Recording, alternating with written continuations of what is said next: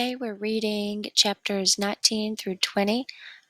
You need to identify and explain one negative social or environmental factor and one positive social or environmental factor. So, social factor that helps Jamestown survive, social factor that makes it harder for Jamestown to survive, and environmental factor that makes it easier for Jamestown to survive, and an environmental factor that makes it harder for Jamestown to survive. We are thinking about who has had the greatest impact on Samuel's development during his time in Jamestown, and we're revealing what does a deeper exploration of details reveal in this book. And as we're working with argumentative writing, why are reasons, evidence, and elaboration important if you're writing an argumentative piece? Chapters 19 and 20, you're listening for new social or environmental factors that help or threaten Jamestown. Chapter 19, the epigraph reads, so Captain John Smith has just been elected the new president of Jamestown. The epigraph reads, "You must obey this now for a law that he that will not work shall not eat, except by sickness he be disabled. For the labors of 30 or 40 honest and industrious men shall not be consumed to maintain 150 idle loiterers." This is from Captain John Smith, quoted in William Symonds' The Proceedings. So William Symonds wrote a book called The Proceedings, and he's saying this is what Captain John Smith said once he was made president. He says, "You must obey this new law. If you're not going to work, you're not going to eat, unless you're sick or, disabled. And that's going to be a law because I'm not going to stand by and let 30 or 40 honest, hardworking men just do everything to maintain 150 lazy gentlemen, lazy people who are just going to do nothing and no work. It's not fair for 30 or 40 men to work their bodies down so 150 men can be lazy. Ain't nobody got time for that." On September 10, 1608, Captain John Smith takes the oath of office and becomes our new president.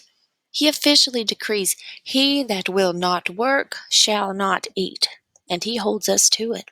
Gentlemen or not, any man who wants supper has to pitch in. But even with this decree, he is well liked. Unlike Presidents Wingfield and Ratcliffe before him, Captain Smith divides the rations equally with us and works right alongside us, sharing the birds too. And he stays in the cabin he has always shared with Reverend Hunt, John Leyden, and others. There will be no mansion in the woods for President Smith. There are a few gentlemen left from the group who tried to run off with a discovery with our food, and I sometimes hear grumbling from them, but they are far outnumbered now by men, new settlers and old, who have great respect and trust for Captain Smith. So now I'm the page of a ruler. It is the most important I have ever felt in my life. I wish my mom could know, and I hope she does know, taking a peek down from heaven now and then. She would also be very surprised to see that a commoner is our new president. I think it would make her happy to know that here in the New World, the gentlemen don't hold all the power. Captain Smith continues to write our story. He is also drawing maps of the rivers and land he has found on his exploration trips.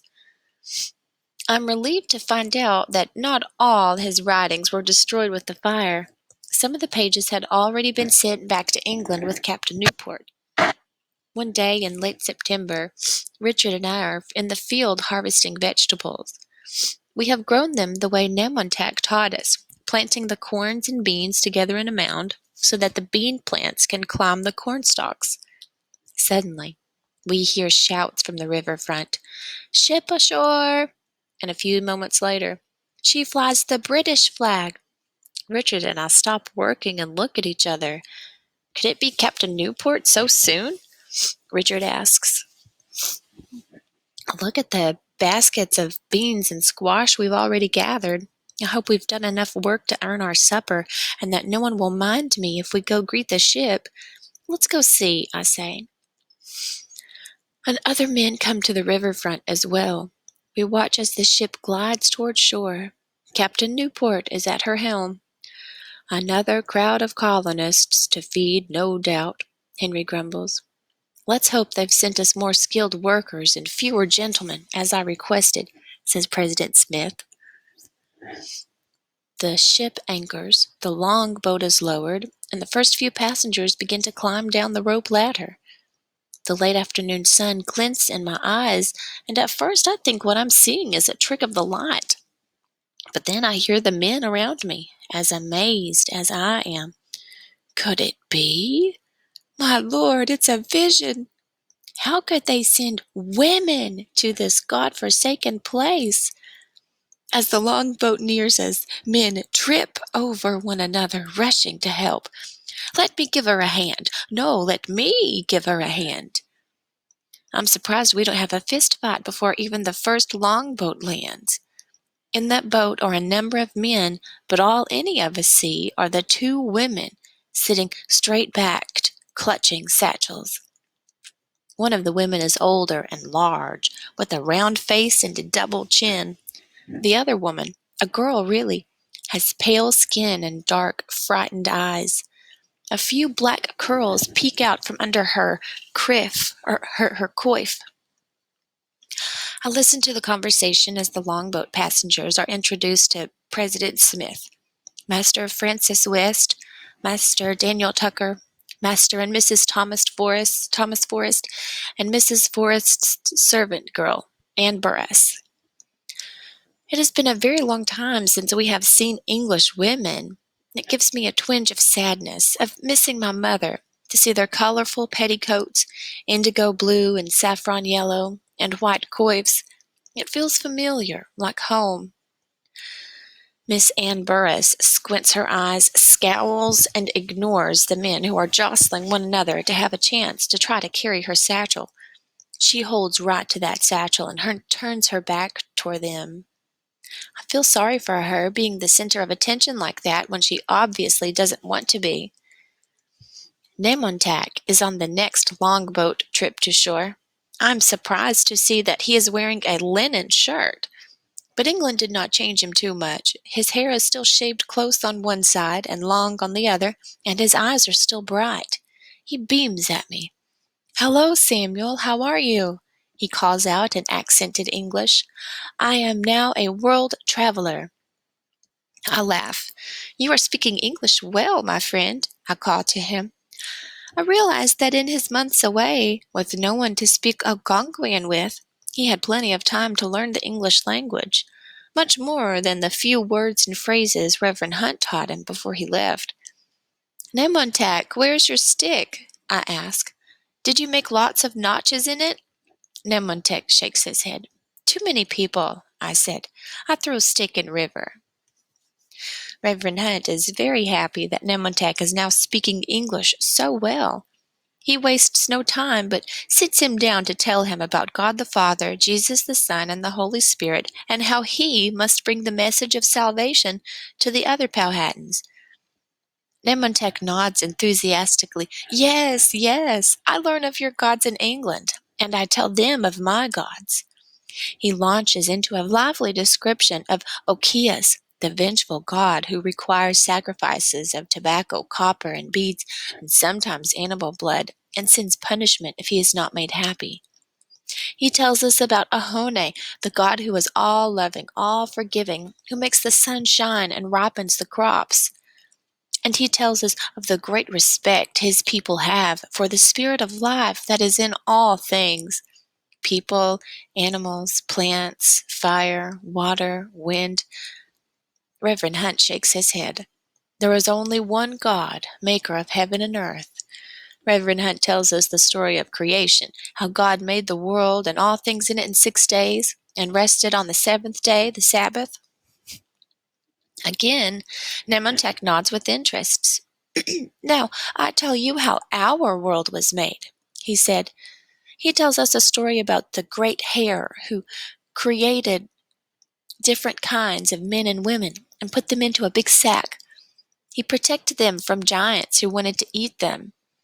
The great hare filled the rivers with fish and deer put upon the land. Then he took out the men and women from the sack and put them in different places on the earth to live. I enjoy Nemontech's story, but I can see that Reverend Hunt is becoming discouraged. Nemontech does not understand that he is to give up his gods and stories and take the word of God from the Bible back to his people. Reverend Hunt begins to explain again, but Captain Smith finds us boys sitting idle and tells Reverend Hunt he needs us to come work in the gardens. I put on my straw hat and pick up a basket. I hope Reverend Hunt is not too disappointed by the time that his first time trying to convert a Virginia native to Christianity did not work out.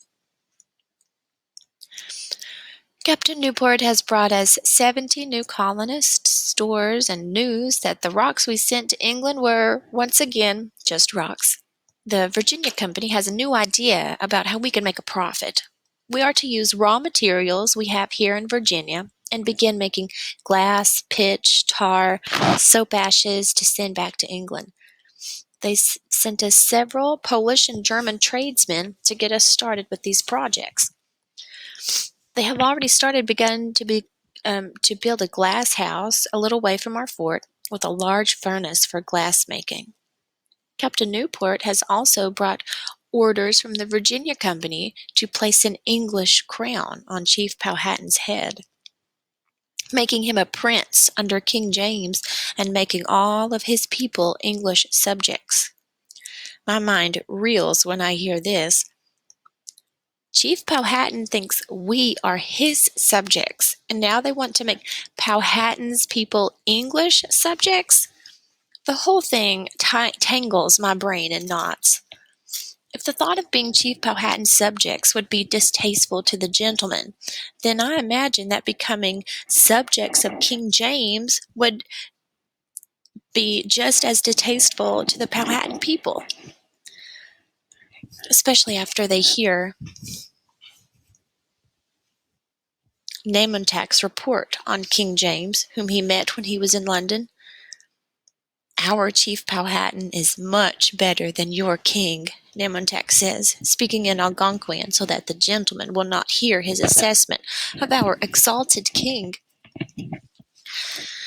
Your king is a short, weak man. Our chief is tall and very strong. Your king has no hair and no teeth, just a round belly from eating too much. How can such a man be king? A look of disgust crosses Nemontech's face, and he's not quite sure how to tell me his next point. And he stinks. Does he not bathe? And he drinks wine until he can no longer speak or stand. I have heard these stories about our King James. It is well known that the king's doctors have warned him that bathing causes the plague, and he has taken this advice to heart. He almost never bathes. Yet Englishmen still honor him.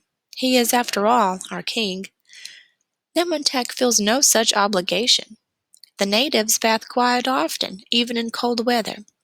They have no fear of the English plague, only disdain for the English stink. Our Chief Powhatan is a true king, says Nemontech. He is powerful and honorable. I'm about to have my first chance to meet the great Chief Powhatan. Captain Smith is taking me and Nemontech, along with 3 other men, overland to Werowocomoco. We will bring an invitation to Chief Powhatan to come to Jamestown to receive gifts from King James and to be crowned. Captain Smith is angry at the whole plan, very angry. Make an emperor into a prince? Ask an emperor to travel to receive gifts? I assure you this will not sit well with Chief Powhatan, he says. He is a king here in his own country. What right does King James have from across an ocean to make him his subject? Power is like weights in a balance. No one gains power without someone else losing power. And Chief Powhatan does not want to lose any of his power. It has been a long, hard road to peace with Chief Powhatan, but if he understands what this coronation means, it may well be the end of our peace. Captain Newport refuses to budge. He is bound to carry out the orders from the Virginia Company, and so Captain Smith prepares for our journey to Werowocomoco. In the meantime, Miss Anne Burris is making quite an impression at Jamestown. She is almost always busy taking care of Mrs. Forrest, a very plump gentlewoman who hasn't figured out yet that life in Jamestown will be a lot harder than life in England. She's constantly making demands on Anne. Heat some water, wash these clothes, get supper on the table. Miss Forrest insists on having her meals in her cabin with her husband, instead of eating from the communal cook-pot with the rest of us. During the rare moments Anne is not busy, she has every unmarried man in the colony trying to get her attention. Even Nathaniel, who is 16 by now, makes a fool of himself, strutting around in his armor, making a show of his musket and sword. There are at least 2 or 3 fistfights a day, and I've no doubt they are because of Miss Anne Burris. She is 14 years old, so she is of marriageable age, and I suspect we will have a wedding before too long. One day, Richard, Nemontac, and I are sent to repair the fish nets and bring back the catch for supper. We are the only ones at the riverfront when Anne comes down to fill buckets with water. Here, we can fill them, Richard offers. We're already barefoot and wet. He takes the buckets from her. Anne doesn't smile or say thank you. She just looks away. It is as if she has become afraid to look anyone in the eye for fear they will try to court her. We're just boys, I want to say. We'll be your friends. While we fill the buckets, Anne walks to where some wildflowers are growing and picks a small bouquet of yellow, purple, and white. Then it seems as if my unspoken message has somehow gone through, because she comes and sits down near us. A moment of peace, she says, and rubs her sore shoulders. Your mistress works you hard, I say. I do not add what I've been thinking for weeks. You'll never live through the winter if you stay so skinny and tired. And I don't ask what I have been suspicious about. Is your mistress eating some of your food rations? Anne shrugs. No harder than I worked in England, she says. But I know this cannot be true. President Smith says if we don't work, we don't eat, says Richard. I don't see your mistress doing much work, but by the looks of her, she does a whole lot of eating. Richard, Nemontac, and I laugh, but Anne scowls. Don't insult my mistress, she scolds, but we can't help ourselves, and soon she breaks down and laughs with us. When we settle, Anne says, Mistress Forrest makes me work every moment because she's afraid I'll find a beau. She blushes as she says it. Her husband says I should marry, but she wants to keep me as her maid. You have found this beau? Nemontac asks. Anne shakes her head. She's found about 100 of them, Richard exclaims, and this starts us all laughing again. Finally, Anne sighs. I'd better get back or I'll get a beating for dawdling, she says. We help her balance the yoke across her shoulders and lift the buckets of water. As I watch her walk back to the fort, I think that Miss Forrest should be made to do her own chores, and that Anne's best chance of making it through the winter will be to get away from that demanding woman. When she is gone, Richard asks, who do you think she'll marry if she gets permission? Maybe your werowance, Captain Smith? Nemontac suggests. I shake my head. He's the only unmarried man not courting her. He must be too busy for marriage. As we repair the fish nets, we have fun guessing who Miss Ann Burris will pick if she gets permission to wed. I only hope she finds someone who'll be kind to her and make sure she gets her full food rations. I have never dug a grave for a girl before, and I don't want to start now. Chapter 20, Epigraph, is from William Simmons again, from the Proceedings, and it says, "They did show their feat of arms, and others art in dancing. Some other used their oaten pipe, and their voices chanting." So this is, they showed us their feats of arms, so maybe they're like weapons and stuff. They showed us dancing. Some offered us a pipe, and we also heard people chanting. The morning we are to leave for Werowocomoco, I am jittery with excitement. Nemontek is too. It will be his first time home since he went to England. He will have lots of stories to tell his people.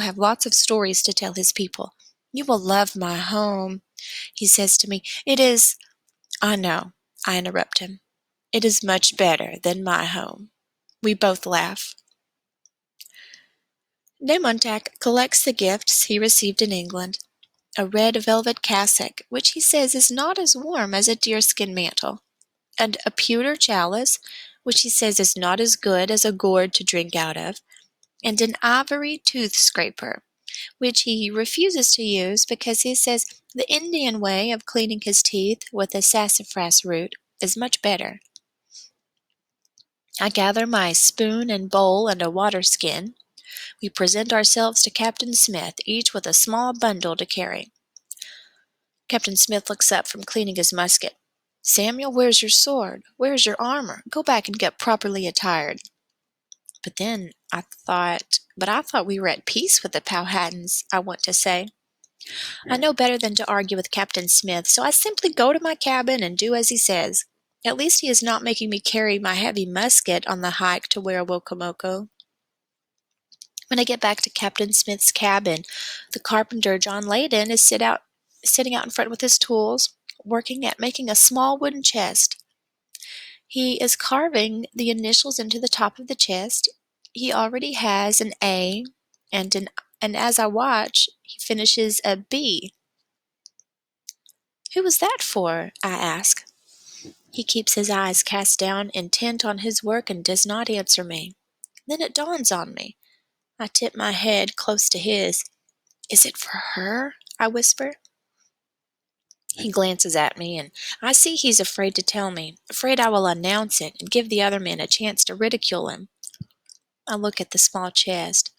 It is beautifully carved out of cherry wood, a work of love. I watch him as he begins to carve a border around the initials. John Leyden is a quiet man. He is sturdy and kind, and he is the only man who has decided to woo Miss Ann Burris with something other than bragging and strutting. I lean close again. "She likes flowers, too," I say. He gives me a quick smile and continues his work. Captain Smith is ready to go. He carries his musket and has not one, but two bandoliers of gunpowder strung across his chest. His sword hangs at his side, and he is wearing full armor. He looks like he's going into battle, not like he is visiting someone to invite them to come get some presents. The crowning of Powhatan must truly be a bad idea. There are only 6 of us going. Me, Captain Smith, Nemontek, and 3 soldiers. We hike overland for about 12 miles. When we come to the Pamunkey River, which separates us from Werowocomoco, we find a canoe in the rushes and use it to paddle across. When we reach the other side, I see nothing but the tall, grand trees with their leaves turning red and gold. "Come," says Nemontek, "Piaqua." A worn footpath brings us into the woods, and soon I smell the smoke from cook fires. Nemontek breathes deeply and smiles. He is coming home. We come to where the houses of Werowocomoco are gathered, straw-colored rectangular houses with curved roofs. There are at least 20 of them scattered among the trees, with gardens in between. They are about the size of ours, but made of rushes woven together. 3 small boys run out to greet us. Nemondak lifts the littlest one into the air. He laughs and says in Algonquian, "You grew so much while I was gone. You must have eaten a whole bear." More people from the village come to see who has arrived. Captain Smith speaks with one of the elders. He tells him, "We have gifts for Chief Powhatan, brought from England. Will the great chief come to Jamestown to receive his gifts?" The elder says that Chief Powhatan is in another village 30 miles away. He will send for him immediately, but he will not arrive until tomorrow. I am relieved. We do not have to anger Chief Powhatan quite yet. So somehow they're going to send someone to run 30 miles to get the great Chief Powhatan, and then Chief Powhatan and the messenger are both going to come back. So that messenger is going to go 60 miles apparently in 2 days. I don't know if they can walk that fast. I guess they can. It is beginning to get dark, and the air is filled with the chirping of crickets and cicadas. The elder motions for us to follow him, and he leads us to a field. 2 young boys lay down mats for us to sit on, and then they build a fire. Are we being invited for supper? Are they about to start cooking on the fire, I wonder? We sit on the mats, and various people from the village come to sit near us. A few old men and women, many young children and young warriors. They are all silent, their faces expectant, as if they were waiting for something to happen. No one brings food to cook on the fire. My stomach begins to churn. What's going on? What are they expecting to happen? I am glad as I have my sword, but what are they going to do to us? Captain Smith sits on the mat next to me. His eyes are wary, and I know that he, too, suspects this might be a trap. I touch his sleeve. "What are they doing?" I whisper. Suddenly, shrieking and howling erupt from the forest, the same battle cries I heard the night James was killed. I leap to my feet and pull out my sword, ready to fight and slash. Captain Smith draws his sword. He seizes an old man sitting near us and holds the sword to his throat. Our soldiers aim their muskets into the dark forest. The howling comes closer, louder. Our attackers will be upon us any moment. Out of the shadows, a little girl comes running. She rushes up to us and stands bravely in front of the loaded muskets. It is Pocahontas. "I promise no harm will come to you," she says, holding out her hands, palms up. "If I am wrong, you may kill me." Captain Smith lets go of the old man. He translates what Pocahontas has said for the soldiers, and they slowly lower their muskets. "All right," Captain Smith says, still looking wary. Pocahontas recognizes me and smiles. She comes to me and Captain Smith and gives us that same look of expectancy I've been seeing all evening. "Just watch," she says. Then in English, she adds, "You like." I grin. Captain Smith must have taught her some English words during her visits to our fort and his visits to her village. She takes our hands, pulls us down onto our mats, and settles in between us. The fire casts a moving light. Into the firelight leaps a form. Is it a buck? I blink. It's a woman. She is wearing the horns of a buck. Another woman leaps into the light, then another, and another, all dancing, shrieking their battle cries, their bodies painted white and black and red. Some wear buck's horns on their heads, and each carries a weapon, one a club, another a sword, another bows and arrows. The young women leap and whirl around the fire, their battle cries now mixing with the music of drums and rattles. They bring the night alive with their warriors' dance. I watch, spellbound. It is magic. The music and dancing last for at least an hour. Then the women run off into the darkness of the forest, shrieking the same as when they came. There is a moment of hushed silence. Then everyone starts talking, laughing, with children running and playing, and everyone getting up from their mats. Pocahontas looks at me, her eyes glowing. "Did you like it?" she asks in Algonquian. I nod enthusiastically. "Wow," I say. "This is a new Algonquian word I learned from Nemontac. Wow is their word for wonder and awe, and it is definitely the best word to describe what I have seen. I have heard about the masquerades in England with their grand costumes and music and acting, but only nobles are allowed to see them. Now I have seen a New World masquerade while sitting next to a princess. With torches lighting our way, Pocahontas leads us back into the village to one of the houses. There, the young women dancers join us, still in their costumes of body paint. They all act as if they are in love with Captain Smith and our soldiers. They crowd around them, giggling and saying in English, "Love you not me? Love you not me?" I raise my eyebrows at Pocahontas. "Who teach them that?" I ask. She gives me an impish look and shrugs. I smell something delicious and turn to see several older women bringing in platters of food. There are large wooden bowls of steaming beans, peas and squash, platters of roasted fish and venison, baskets of bread and fruit. It is a feast. I eat until I can't stuff in another bite. When Nemontac sees me yawning, he takes me by the shoulders and steers me towards the door. "You will sleep in my house tonight," he says. Outside, the night air is brisk, but when we enter Nemontac's house, it is toasty warm from a fire in the middle of the dirt floor. The smoke gathers in the high ceiling and escapes through a hole in the roof. Lining the walls, there are platforms made with poles, reed mats, and skins.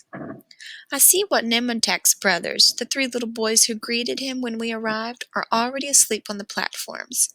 He points to where I will sleep, next to the smallest boy, and he gives me a deerskin blanket to keep me warm. As I lie on the bed, I can still hear the talking and laughing coming from the house where the feast is going on. Nemontac is right, I think. His home is much better than Jamestown. There is more food and more joy to be had in one night here than a whole year in Jamestown. Thomas Savage only stayed for a little while in Werowocomoco. Why did he not beg to be allowed to stay forever? I wish I could come here to live. I would learn the Algonquian language even better, and I would be able to trade and help the colony. Nemontac could teach me to make a bow and arrows to shoot straight. I could hunt and help to feed us. I wonder if this is what Reverend Hunt means about making decisions out of love.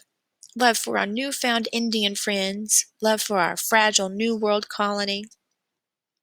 I remember when we first landed in Virginia, and again the night of the Indian raid, how I thought I hated all the natives, and I wanted our men to shoot and kill them. Those thoughts seem so strange to me now that Nemontac has become my friend and Chief Powhatan has rescued us from cold and starvation, and even the Princess Pocahontas has treated us as her countrymen.